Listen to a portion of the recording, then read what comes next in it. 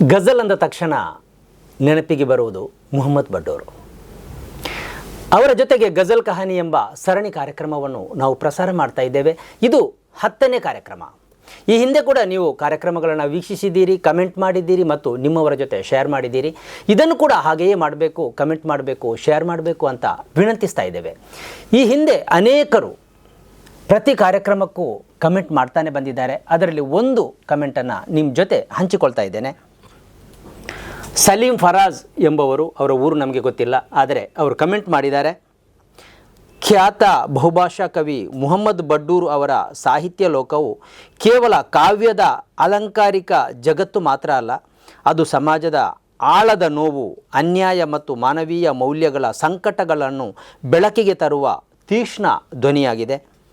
ಅವರ ಕವಿತೆಗಳು ಮತ್ತು ಗಜಲ್ಗಳು ಓದುಗರ ಮನಸ್ಸಿಗೆ ಸುಂದರವಾದ ಪದ ಸಮೂಹದ ಸೊಗಡನ್ನು ನೀಡುವುದಷ್ಟೇ ಅಲ್ಲ, ಸಮಾಜದ ಅಸಮತೋಲನವನ್ನು ಪ್ರಶ್ನಿಸುವ ಜಾಗೃತಿ ಕೂಡ ಆಗಿದೆ.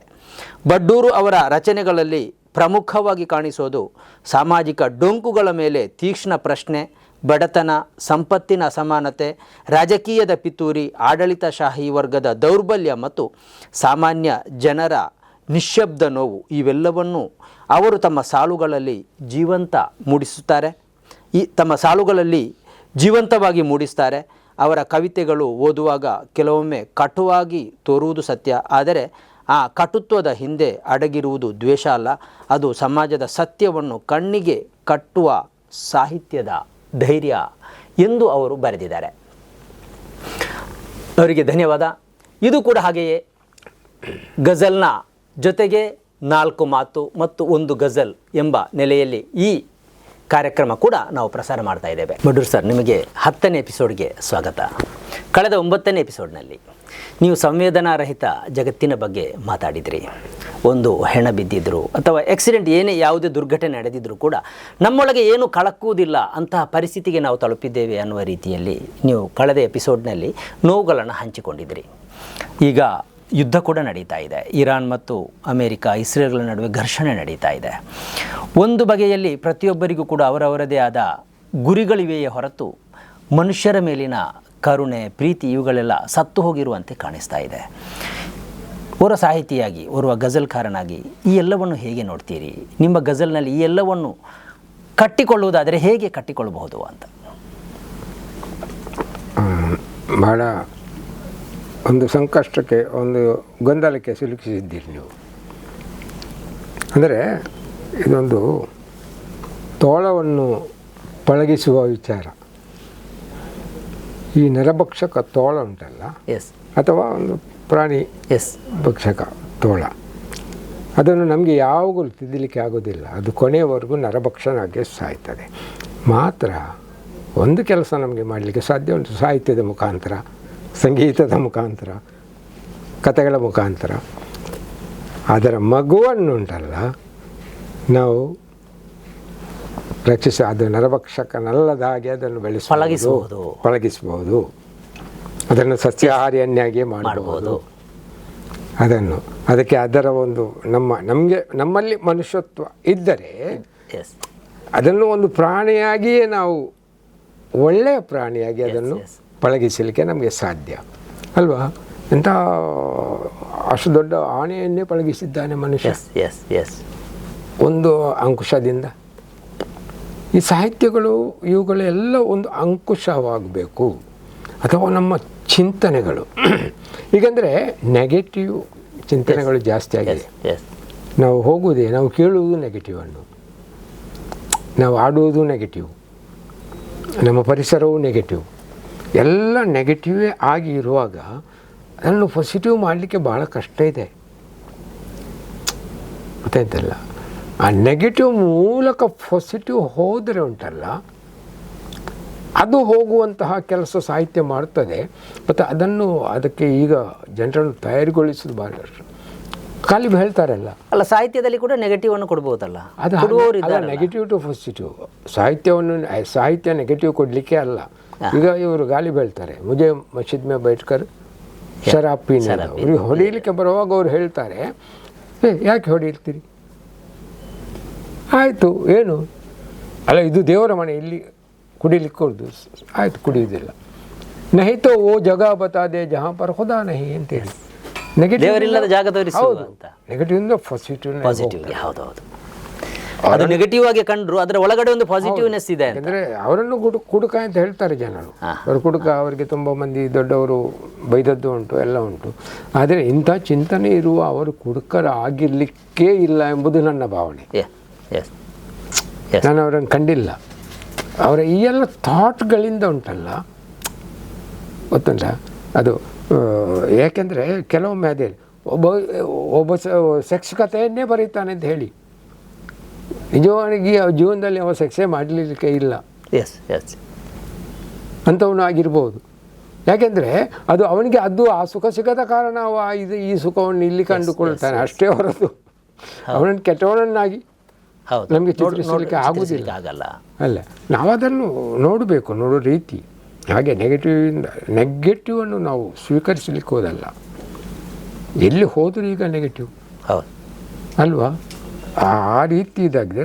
ಅದನ್ನು ಆದಷ್ಟು ಸಿಕ್ಕು ಬಿಡಿಸುವುದು ಅಂತ ಹೇಳ್ತಾರೆ. ಆ ಕಾರ್ಯವನ್ನು ನಾವು ಸಾಹಿತಿಗಳು ಮಾಡಬೇಕು, ನೀವು ಪತ್ರಕರ್ತರು ಮಾಡಬೇಕು. ಏನು ಮಾರ ಸುಳ್ಳೆ ಅಲ್ವಾ? ಯಾವುದನ್ನು ಓದಲಿಕ್ಕೆ ನಿಮ್ಗೆ ಗೊತ್ತಾ? ನಾನು ಪೇಪರ್ ಓದಿದ್ರೆ 20 ವರ್ಷ ಆಯಿತು. 20 ವರ್ಷ ಆಯಿತು ಪೇಪರ್ ಓದ. 22 ನಾನು. ಅದೇ ನಿಮ್ಮ ಟಿ ವಿ ಚಾನಲ್ಗಳನ್ನೆಲ್ಲ ನೋಡದೆ ಒಂದು 15 ವರ್ಷ ಅಂತೂ ದಾಟಿ ನಾನು. ಮತ್ತು ಒಂದು ಇವರು ಒಂದು ನೋಡ್ತಾ ಇದ್ದೆ, ಅದು ಇಲ್ಲ, ಅದನ್ನು ಅಂಬಾನಿ ಖರೀದಿಸಿದರು. ಎನ್ ಡಿ ಟಿ ವಿ ಅದನ್ನು ಬಂದ್ ಮಾಡಿದ್ದೇನೆ. ನೋಡ್ತೇನೆ, ಕೆಲವು ಚಾನಲ್ಗಳಿವೆ ಸತ್ಯವನ್ನು ಹೇಳುವಂಥವ್ರು, ಅಭಿಷೇಕ್ ಶರ್ಮಾ, ಅಶೋಕ್ ಪಾಂಡೆ ಇಂಥವರನ್ನೆಲ್ಲ. ಒಂದು ನಿಮ್ಮದನ್ನು ಇವಾಗ ನೋಡ್ತೀನಿ, ಮತ್ತೊಂದು ಯಾವುದು ಎಂಥದ್ದು ಕನ್ನಡ ಅಂತೇಳಿ ಒಂದಿದೆ, ಮತ್ತೊಂದು ಅವರು STP ಅವ್ರದ್ದು ಒಂದು ಯಾವುದೋ ಅವ್ರದ್ದಿದೆ. ಅದನ್ನೆಲ್ಲ ಸ್ವಲ್ಪ ನೋಡ್ತೀನಿ. ಒಳ್ಳೆಯದಿದ್ದರೆ, ಸತ್ಯ ಇದ್ದರೆ. ಸತ್ಯ ಎಂಬುದು ಸುಳ್ಳುಗಳ ನಡುವೆ, ಸುಳ್ಳು ಮತ್ತು ಸತ್ಯ ಬೆರೆತುಂಟಲ್ಲ, ಜನರಿಗೆ ಗೊಂದಲ ಆಗಿದೆ. ಸತ್ಯ ಯಾವುದು ಸುಳ್ಳು ಆಗುವುದು, ಯಾವುದನ್ನು ಸ್ವೀಕರಿಸಬೇಕು ಯಾವುದನ್ನು ಬಿಡಬೇಕು ಎಂಬ ಗೊಂದಲದಲ್ಲಿ ಇರುವಾಗ ಈ ಜಗತ್ತಿನಲ್ಲಿ ನಾವು ಏನು ನಿರೀಕ್ಷಿಸಬಹುದು ಎಂಬ ಒಂದು ಇದು ಮಾಡಿ. ಯುದ್ಧದ ಜಗತ್ತಿನಲ್ಲಿ ಹೇಗೆ ಅದನ್ನು ನೀವು ಪಾಸಿಟಿವ್ ಆಗಿ ಕೊಡಬಹುದು ಅಂತ. ಹೌದು, ಯುದ್ಧ ಅಂದರೆ ಈಗ ಜಗತ್ತಿನಲ್ಲೂ ಯುದ್ಧ, ಮನೆಯಲ್ಲೂ ಯುದ್ಧ, ಸಂಘಟನೆಯಲ್ಲೂ ಯುದ್ಧ, ಸಮಾಜದಲ್ಲೂ, ಧರ್ಮದಲ್ಲೂ ಯುದ್ಧ, ಸಮಾಜದಲ್ಲೂ ಯುದ್ಧ, ನಮ್ಮಲ್ಲೂ ಯುದ್ಧ, ನಮ್ಮೊಳಗೂ ಯುದ್ಧ. ನಾವು ಯುದ್ಧ ಮಾಡ್ತಾ ಇರ್ತೀವಿ. ಆ ಯುದ್ಧದ ಸ್ವರೂಪಗಳೆಲ್ಲ ಬೇರೆ ಬೇರೆ ಇದೆ. ಅದಕ್ಕಾಗಿ ಈಗ ನಿಮ್ಮ ಒಂದು ಯುದ್ಧದ ಬಗ್ಗೆ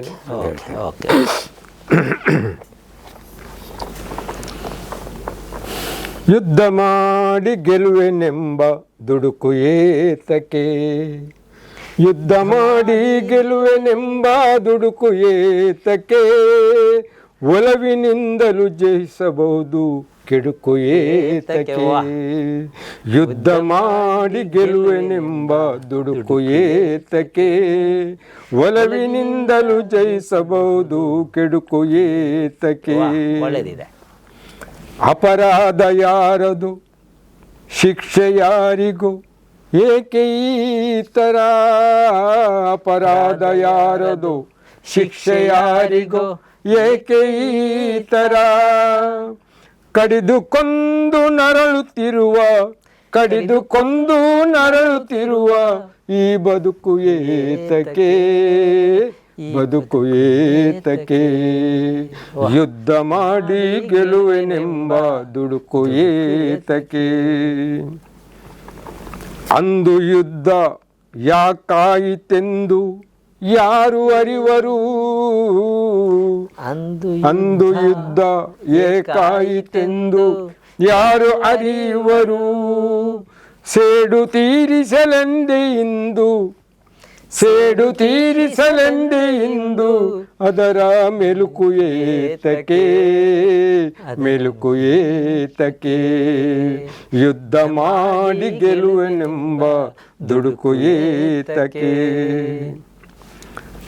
ಅಣ್ಣ ತಮ್ಮಂದಿರೆಂಬ ರಾಗ ಬರಿದೆ ಬಾಯಲಿ, ಅಣ್ಣ ತಮ್ಮಂದಿರೆಂಬ ರಾಗ ಬರಿದೆ ಬಾಯಲಿ, ಮಂದಹಾಸ ಬೇಕು ಮುಖದಲ್ಲಿ, ಮಂದಹಾಸ ಬೇಕು ಮುಖದಲ್ಲಿ, ಸಿಡುಕು ಏತಕ್ಕೆ, ಸಿಡುಕು ಏತಕ್ಕೆ, ಯುದ್ಧ ಮಾಡಿ ಗೆಲುವೆನೆಂಬ ದುಡುಕು ಏತಕ್ಕೆ, ಉಗ್ರನೆಂದು ತುತ್ತೂರಿ ಊದುವವನೇ ಆತಂಕಿ, ಉಗ್ರನೆಂದು ತುತ್ತೂರಿ ಊದುವಾತ ಆತಂಕಿ, ಉಗುರನೆಂದು ತುತ್ತೂರಿ ಊದುವಾತ ಆತಂಕಿ, ಸತ್ಯ ತಿಳಿದು ಮೆಟ್ಟಿ ನಿಲ್ಲು ಬಾವ, ಸತ್ಯ ತಿಳಿದು ಮೆಟ್ಟಿ ನಿಲ್ಲು ಬಾವ,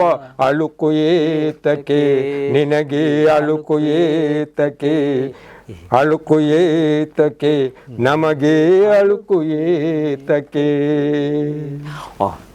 ಬಹಳ ಅರ್ಥವತ್ತಾದ ಗಜಲ್ ಇದು. ನಿಮ್ಮದೇ ಗಜಲ್, ನೀವು ಯಾರ್ದು ಅಂತ ಹೇಳಿರಲಿಲ್ಲ, ಆದರೆ ಕೊನೆಯಲ್ಲಿ ಭಾವ ಅಂತ ಬಂತು, ಹಾಗಾಗಿ ಅದು ನಿಮ್ಮದು ಅಂತಲೇ ನಾನು ಅಂದುಕೊಂಡೆ. ಬಹಳ ಅರ್ಥವತ್ತಾಗಿದೆ. ಮತ್ತು ಇಂದಿನ ಒಟ್ಟು ಯುದ್ಧ ಅನ್ನುವುದನ್ನು ನಾವೊಂದು ಸಂಕೇತವಾಗಿ ತಗೊಳ್ಬಹುದು.